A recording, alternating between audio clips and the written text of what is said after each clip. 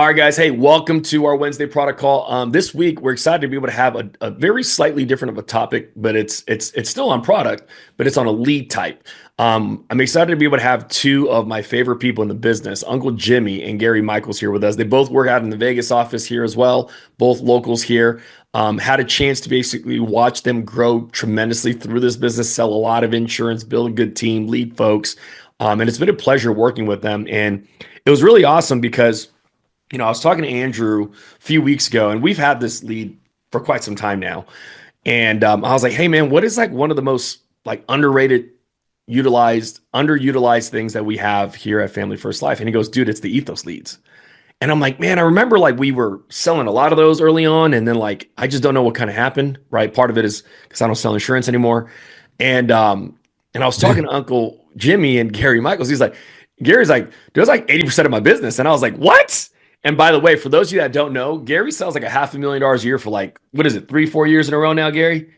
Dude, it's crazy. So like, it's a phenomenal lead type. A lot of people don't understand it. For those of you that don't know where to get it, it is in familyfirstlife.com. You go to lead center, click the state, Ethos abandoned cart leads. Uncle Jimmy, it has a very unique name, right? So I think people don't understand the psychology behind it. So they go, I'm not going to touch it, right? The lead is called an Ethos abandoned cart lead. Yeah. Can you kind of share with them how it works, why you guys choose to run them too, and all that good stuff? Well, when they first came out, there was an opportunity at a lock-in, and Andrew came in. There was about 70 people in the lock-in, and he said, "Hey, there's this guy that wants to do a split with everybody. His name is Kevin Dufusy, and who wants to do it?" And I was the only one that said, "I'll do it. What? I get the leads for free, and all I got to do is just run them and do a split with this guy." Well, everybody around the table said no. I ended up writing $90,000 with Kevin in like 5 months. Jeez. So they are grab bag. Something that you kind of want to do is so when you get them, it's real simple. I don't like to say I'm an Ethos underwriter because people just hang up on you. I think that's a bad pivotal mistake, and a lot of people do that. They're already pissed at Ethos because they either got sticker shock or they got declined. So why would you affiliate yourself with them? Right. And a lot of agents do that. And even Grady has his script going out, and it's I'm an Ethos underwriter. Click. So I don't believe in doing that. What I like to do is I like to just ask them, how they're doing and build rapport with them. And I basically let them know that their case came back incomplete. I stole this from Gary. I'm an underwriter. I'm a local agent here in Las Vegas. I see you're at, and I give them their address, and I let them know I have an office on Patrick Lane. And then I ask them, we see that you filled out the app, but it did come back incomplete. Was it because you got sticker shock, or did life happen and just pull you away from the application on that time? And the reason why I do the sticker shock first, because I want to follow it up, and then I wait and listen, right? Oh, life took me away. Oh, it was really expensive. Exactly. So right now, the good news is I'm an underwriter, and I can bring you into the free market. And because it's been over 7 days, and now Ethos is a quoting tool that charges a premium because they're not an insurance carrier. And I let them know that. And I'm actually an underwriter. That's good. A producer. That's really that goes straight to the carrier for you. So I'm working for you. Okay. I don't get paid unless you're happy and I get you a policy. So my job is to find you what you want. And then I pretty much just ask them, what was your goal for life insurance? Because I want to know, is it protect your family? Is it a mortgage? Because then you're going to know what you got. You know what I mean? Oh, like I have a police officer that's going to come in on Wednesday next week, and he wants 250 grand. He just wants to cover his house. He's got 20 years left. He just retired. That's all he wants. So he told me that. So I'm not going to try to sell him something he doesn't want. It makes no sense, right? Even though I know that 99% of people outlive the term, it's not my business, right? My business is to find what they need and get it and close the deal. Right. So, but it's a grab bag, okay? You're going to get a lot of sick people. The reason why they didn't get insurance, Stephen, was because they were too sick for Ethos. Now, and I always make this joke. I'm like, Stephen, You got the client? Yeah, you know what? Ethos is a AI computer tool, and they actually saw your cat had cancer, and they're holding that against you. And that's how I kind of break the ice. And then they chuckle, and then I'm like, so we're going to get to real companies that are actually going to do simplified issue, and we're actually going to be able to talk to a human being. And that's, I mean, basically, and I'll tell you what, Ethos, you're going to get the biggest premiums. You Dude, really are. Gary, I'm gonna turn it over to you. Like, the craziest part is, by the way, I have ran Ethos leads. I had a guy, like, no joke. I remember doing this at the lock-in because I was, it was probably about a year ago when you guys were running one. And I was, you know what? I'm like bored. I'm just gonna buy some leads. And I was like, oh, there's some Ethos leads in California. And I was like, screw it, why not just run the card? And like the first person I called, he was like 65, had like $25 million in real estate, was like, I'm looking for this because I just need to cover this purpose. That's it. Like they knew exactly what they wanted. You know what I mean? I was like, oh, like different. Not can't pay $32 for insurance, but like I own buildings. I own multiple complexes. Like I'm trying to cover because here's the crazy part, Gary. Like, you want to know what's cool about the Ethos thing? Is the Ethos leads, I should say, they're self-starters. They look for the insurance themselves. They ran the quotes themselves. They are self-starters, right? And so, Gary, how do you approach this lead? And it's one of your biggest. I see you in the office calling them and crushing them. Like, how do you approach this lead? You're muted, by the way. What I want to augment what you said a second ago about that people go on there looking for certain things and the possibility for some huge accounts. Me and Jimmy today are having our third call with a billionaire. Oh, I Which remember Okay, this. Gary got on an $8 Ethos lead, and by the yeah, way. and it was an $8 ethos lead that unfortunately he had Parkinson's disease. So my first approach with him was for an IUL, but then when we found he had Parkinson's disease, there wasn't much I could do with him except I went into the annuity conversation. And when I went into the annuity conversation with him, his mind said, well, and he got into his detail. He's building these homes, and he needs to have this much protection and bring this much catch in per year. And of course, it's crazy numbers that none of us would believe if we can ever close something like this today. But we're one step closer to reality over an $8 ethos lead, and we have a 4 o'clock Zoom meeting with him today for the third time. He was just with Trump 2 days ago. So that's Wow. how connected he is. And it's that you never know what you're going to get. Okay. When you do these, when you have these conversations, but, yeah, so I would say I run about 80%, ethos leads and about 20% leads for life IUL leads that, are truckers and nurses that are Okay. just dripping on me, and setting their own appointments on there. And so I kind of have both rolling at the same time where I'm aggressively working the ethos leads, and then I have a dialer that's working my leads for life leads to kind of keep it rolling with the two of them together.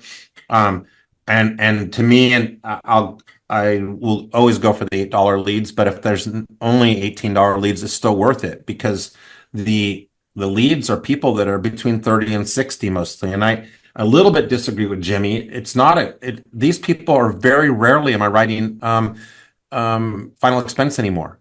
My first 2 years in the business, I wrote a lot of business, but I had a lot of persistency problems because I can sell ice to an Eskimo, and final expense, unless you're just absolutely so good at solidification, and you could be so good at it and still have a 70% persistency rate. And my persistency rate's up about 84 right now, and that's because I've switched a lot of my business to IUL.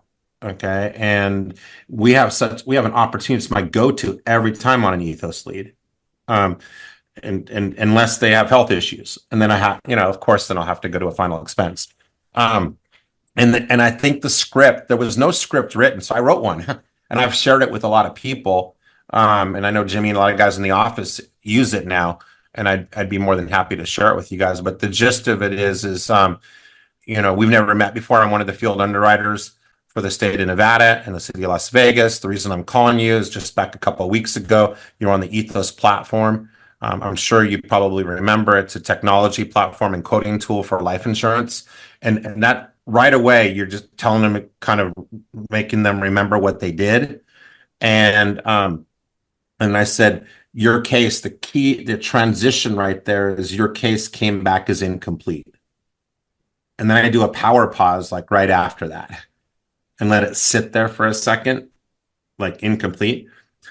Yeah, what that means is you abandon your search, most likely because the costs were too high, there wasn't enough choices, or there was an IT technology problem.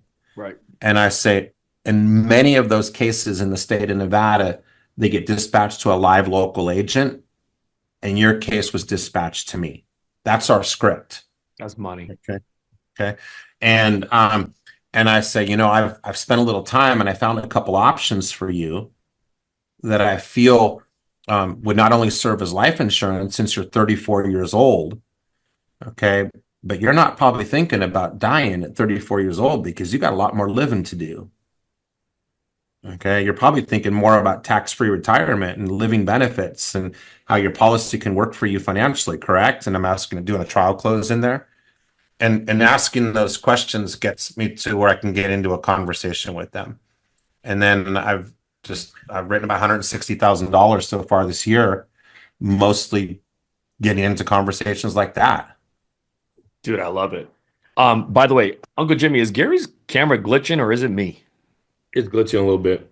Yeah, I don't know if you know that, Gary, but your camera's I glitching didn't a know little bit. that, but I've had some tech problems this morning. So, can you see me? I can see you. It's just that sometimes when you talk, you start like glitching, and I'm Oh, like, sorry. I didn't want to interrupt you because your content was so good. That's okay. No, but Can you here's hear? what's But the crazy. key So is like, can you hear me? That's the oh, point. I hear you loud and clear, and it's perfect. So thank you.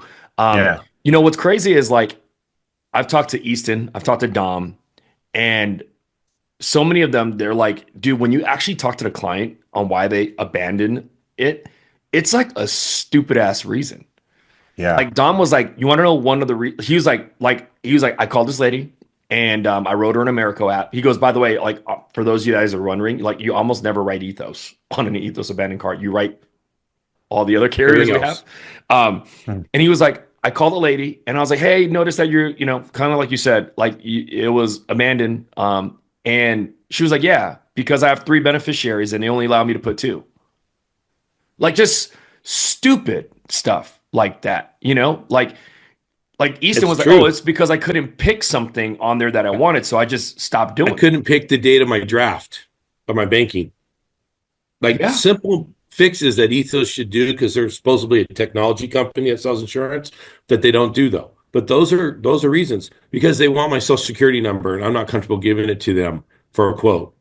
When there's no human element of us being able to overcome that objection, that's huge, you right. know? And that's the reason why, like, I look at it going like these, this type of lead specifically, is such a unique thing because they're already buyers. They have an attempt to buy, right?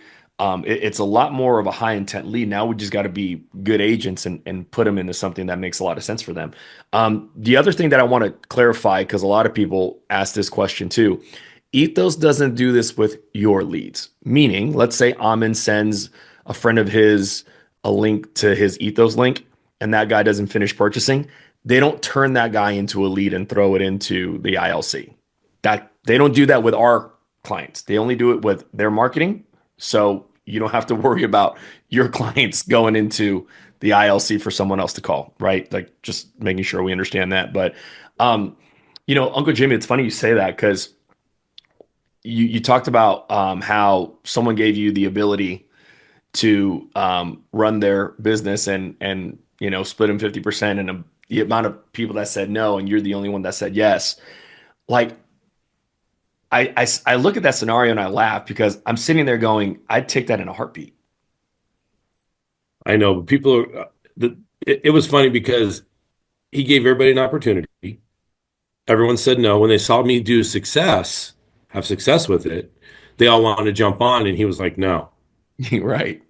No, because you know what I mean? Everyone had the same opportunity. And to me, it all adds up in the end. Okay. And if you want to eat, you have to have several baskets and have and kind of what I've learned a lot from my nephew is when I go to convention, I go to lock-ins, I'm networking with people. I'm asking what they're doing. I'm finding new friends. I actually have a huge connection in the annuity business that might be who we have to use because it's such a large case, unfortunately. So without me going, and I went to a local convention here in Las Vegas, and me and Gary are kind of trying to figure it out this billionaire's needs. And I get called by the kid and he just asked me how I was doing. And then we started having a conversation. One thing led to another. And I got an illustration in like 5 minutes from the CEO of his company, by the way, who is now an integrity partner. Brian Adams was actually in their office the day that we had our call. Pretty Nice. funny how small a world our insurance company is, right? Space is. I mean, so, but honestly, if you're out there and you don't know what to buy the Ethos leads because the premiums are huge.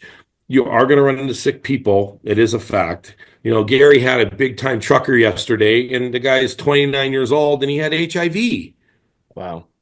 So again, they're not all great, No, but that was a Facebook lead though. We don't get a oh, lot of bad ones on Ethos. oh, well, I I really do. feel like we don't get a lot of bad ones on Ethos, and also And another nice thing is we don't get a lot of bad phone numbers. no, Like you don't I get rarely have to like, oh, that was a bad number. It was a bad number. Very rarely is it a wrong number. well, the good thing is Integrity Lead Center, the ILC, makes sure that everything is scrubbed and Right. up to date for us, right? It's compliant. Whereas our Facebook leads, when we're generating them, Facebook's just making money on us. Let's be honest. There's just enough low hanging fruit. We're going to make some money, and no one's going to complain, right? But compliant wise, I think the ILC is your best bet. I think Ethos. I mean, unless you just want to run final expense. I mean, we did a lock in last month and we sold $272,000 in final expense outsold IULs. And working with your team and having extra meetings like I do every Monday, Wednesday, and Friday, 6:30 in the morning. We're doing training. We do an orientation call here at 12 noon today. You got to block in the time that you're working with your team too. That's where the filthy rich comes in. You can't, if you're a one-man show or one woman show, you're going to be riding a unicycle or not a unicycle. You're going to ride a bike that stays in place. Right. Okay, you've got to be building at the same time as selling insurance, and then just and stay with it because you can go sometimes weeks and months and not find your A players, and then all of a sudden you start to gain some momentum, and it can go very quickly. And that's just if any of you guys have been frustrated with your team that isn't building, it's because you're not consistent with putting people into the funnel of getting people on the team because you're going to find the right people, plug them in on the right meetings, and it's going to go. But I would say if you could do your leadership time in the morning and do your sales time in the late afternoon and evenings and give that gift to yourself, there is more people home and have your people be on there with you. It's weird. It's so weird that sometimes we'll have 3 or 4 of us is all that will be on late afternoon dialing. Everybody else has got, and I'm thinking this is the best time right I now. know. But I know. we'll have 10 people during the day on live dial or 12 people during the day on live dial. But like, where are you guys now? And so often it's just 3 or 4 of us. And I go, you know what? Move your calendar around a little bit and Yeah. dial with us. You're going to get more sales. But I'm You going to know, bring you it know, up again another today. thing that's huge that I never did, and I'm doing a lot more now, is I used to always like to run the East Coast because at 8 o'clock East Coast, 5 o'clock here, but I didn't know any of the cities. I wasn't familiar with the area. So I started buying local leads in California, which I know Southern California, my back of my hand. And I started buying local leads here. And now I can have oh, oh, you're from Montclair? Oh, Right. my grandmother lived on Mountain. You know what I mean? I know the area very well. Or, hey, we have an office right here in Las Vegas. You want to come see us? You can come see us. You know what I mean? And it's something that I think I never did. I watched Gary killing it, and then I started buying locally. And guess what happens? There's a familiarity. And they Right. want to do business with a local person. Do you have something in common? There's Area a code whole thing matches, the that pickup rate works. is higher, And they feel more comfortable too that your all that. office is just right and you live in town and just All it's that. huge. Yeah. Yeah. Dude, all right, man, because we have time. So, like, I like bringing up sensitive topics. Do you guys believe there is a dead hour to dial? No, I No, don't. I mean, I don't do as well on my 8 a.m. in the morning calls, but I think it mentally, I've got to be at work. Okay. I So feel guilt. here's why I say this. Yeah, yeah. I've always felt, me personally, 7 to 10 was hot, Always. right? 7 in the morning to 10 is I hot. love those. Yeah. Right. So there's a reason why our calls start at 10 for everybody that wonder why. Because it's right when shit gets to suck. And also, if you're running final expense, seniors take naps right around this time. Yep. So from 10 to 1 ish, 10 to 2 ish, it's kind of here, which is where we do a lot of our business stuff. That's where the recruiting calls kick in. That's where, the team calls and the work with your team and call the stupid carriers. That's where that kicks in. And 4 to 8 is money. I've screamed that schedule. I know people think I'm crazy for it, but I go, dude, if I had 8 hours to work, I work from 7 to like 10-ish and then 4 to 8. That'd be mine, 8 hours. Yeah.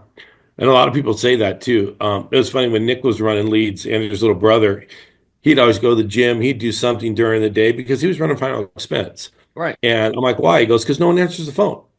They get tired, they take a nap, and then he goes, you want to catch them in the morning because they just woke up and they're raring to go and their mind cognitively is everything's working. And then they're going to take a nap. And then you want to hit them 1, 2 o'clock in the afternoon because they just woke up and they're fresh again. And then they're pretty much done. They're not going to answer the phone after 5:30, but that's when you go after your other clients, right? But I don't think there's a dead time. And in the winter, I come in early and I usually get a sale or two before people walk in. Right. And then the summer, I don't know what it is, but you have to work later. Yeah.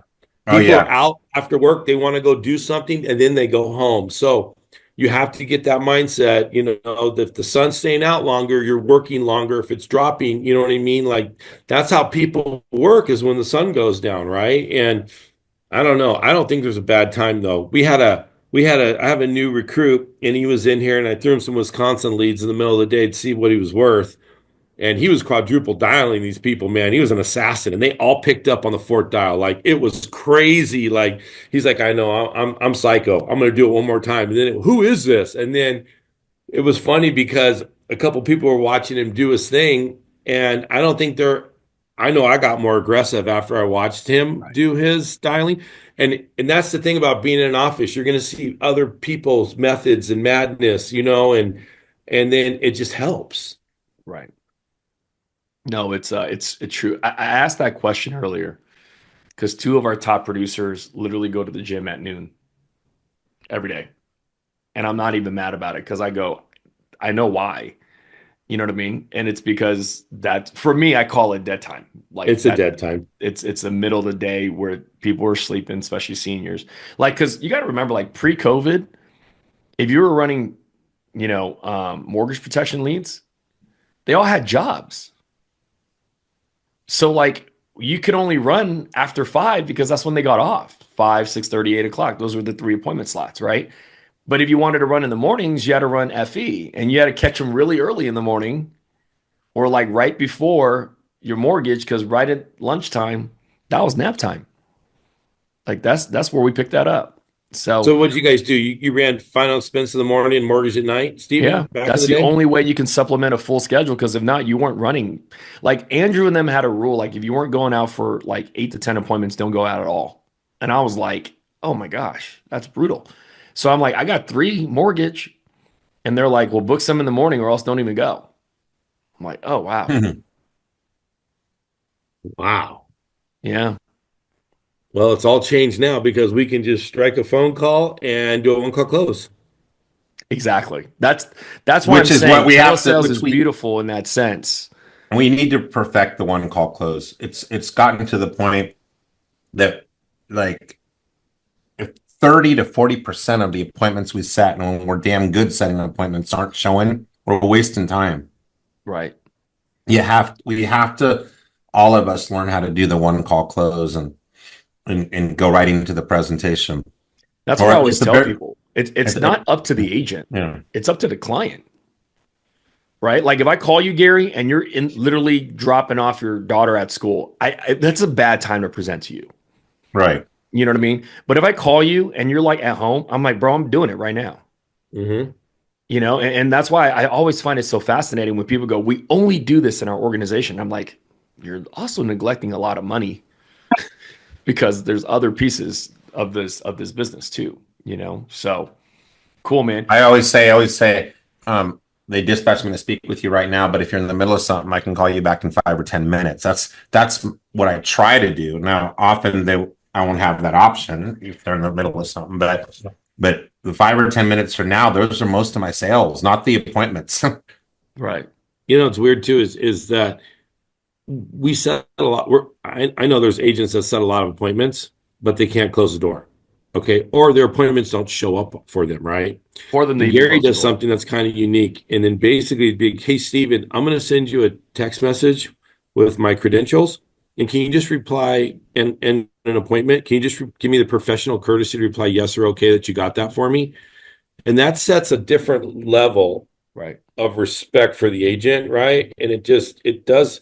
So when I started doing that, when you get that yes or okay back, that's a Oh, player. That's a player, man. Like, and then the ones that don't do it, okay. You know what I mean? You know that they're probably a two wanting to get insurance, but the ones that actually say yes or okay, they're probably going to answer the phone.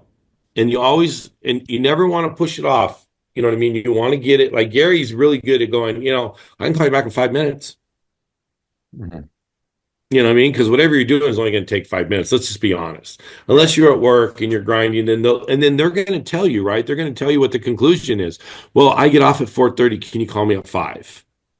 So he's got concrete landing where these people are going to be. And I think a lot of agents get excited. They set a lot of appointments, but they don't get them to buy into them. There's no trust. I mean, are you sending a picture of yourself? Are you sending validation? Like saying, I am an agent. You know what I mean? Like, what are you doing for them to say that I'm going to answer your phone call?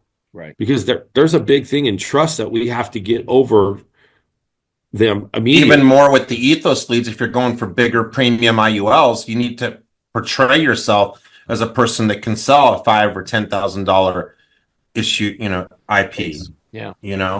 I send a text which kind of confers with a little code, and then I actually send them a picture. I took a picture of my little name tag that I used to use when I ran in person and my business card. So it's just a picture that they could see both of them. And some of us don't even have a business card because we're lazy. We're working from home now. But a business card portrays quite a bit. People see that you have a business card. And then I send them a graphic that I had made for me for hitting Hall of Fame. But you guys could have a graphic made about Gold Award, a graphic made about your successes in life, but a graphic about you and how professional you are, and color, and it's huge. And then I send a link to our company website. I send all three of those with my text so that I know it's not a credibility issue when I do get them on the phone. There might be other issues why they're not working with me, usually financial. That's usually the biggest objection people give us is financial, but it's not a credibility issue. And even if I get on a one call close, I go, why don't you go grab a notepad real quick? I'm going to go ahead and send you a quick text, picture of my license, some credibility things, and a link to our website. And when they see that, it's just like the elevation goes way up. And I get a lot less financial objections. It's crazy because lately people are hesitant to give their banking for some reason, even though you told them it's like leasing a car. You're going to have to give me your banking. They're going to do a credit recheck on you. They're We going to still do get a some of that no matter what prescription we check. do, Jimmy. We get You that no what? matter what. Yeah. Yeah. What'd you say? And we get some of that no matter what we do, but it I eliminates know, it. but lately it just seems like it's happening more and more. And I don't know why that is, because people are just really, and it's not just me. I'm talking to other agents and they're having the same issue. I'm getting it too. I know. I know, and I just wonder how do you get around that, Stephen? What When Janelle you're does is she uses crank wheel. Do you guys use that? Yeah. Yep. Yeah, now I am. She loves using that. It's free. It's free, and then but it's transparency. Mm-hmm. And it's a Because text. It's not a stupid Zoom link that no one knows how to open. right. But it's It's a not just that, but text. like the client can see what you're doing with the Mm-hmm. info, which that's a lot of the trust aspect of telesales is, that we were sitting down with Clint Nuntapreda at the lock-in, and he was selling TIFF. It's called Crank Wheel. Um, he was using Crank Wheel, and he was like, he literally pulled his driver's license and his military, the card, I forgot what it's called, like the discharge card, and he literally like flashed it on the screen for them to see. You know what I mean? And he was like, "Yep, I'm just gonna walk you through the app." And yeah, I don't need it, but the carrier does. Like that whole thing. And I was like, wow, like that was smooth, man. And the tough part about telesales, because we never got this in face to face, right? But that's the give or take, right? The tough part about telesales is kind of like what Gary said. It's going to happen. We can try to mitigate it as much as we can. You can't eliminate it. It's not possible. It's going to happen. But it's like, how do you supplement that? You just have to run more to get your ones that actually do lay down, right? Like that's my answer, because the amount of people, like I've literally hear on live dials, they go, "Yeah, man, I love you. Yeah, man, I ain't giving you." Like, all right, you know. So, um, yeah, that's a tough one. How many presentations do you guys do a day, give or take? Like full sales presentation to the point where you show options. I would say I'm my goal is five if I can get to five. Probably three or four. Okay. And some days it's, better. Some days, everything falls into place, the gods are smiling on us and you don't even have to do really anything and people are just buying. And other days you work really, really hard and have to send a lot of emails out and do a lot of follow-up. So, it's just activity. If you just keep at it and you just stay hungry and work, good things are going to fall your way, and the more your muscle memory builds, a lot of people don't know products. That's something I learned through the Ethos leads was I know how to pivot now. I know what carriers will cover what. And that's really important in this industry because you only have so much time to get a sale. Right. And if you really don't know your products and you're a one horse trick pony, you're going to lose out on a lot of business because there is a carrier for every single client we have.